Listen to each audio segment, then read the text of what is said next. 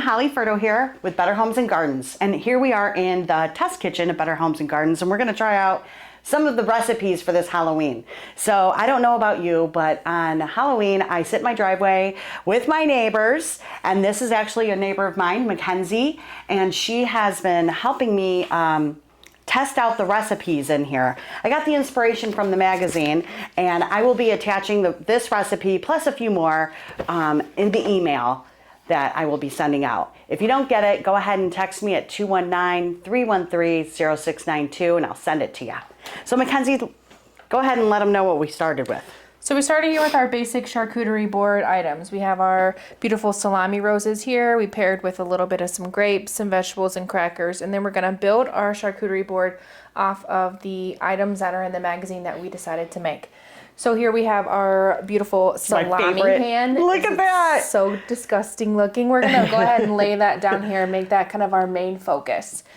Then we made these cute little pumpkin cuties with cuties and a little bit of celery stick. We're gonna put those in here. How adorable is that? As well.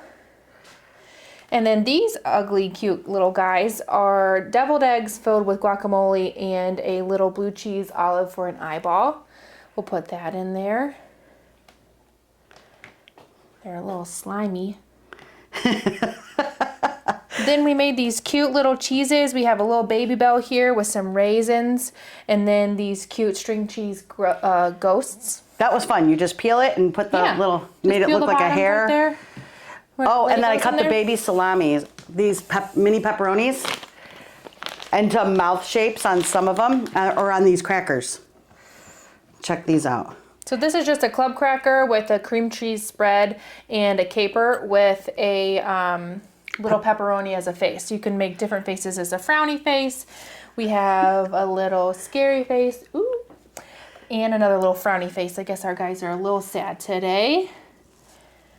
And then we just took the peppers, the top of the peppers off, and just kind of used them as little pumpkin tops. And you can just use those in as filler wherever you have any blank spaces.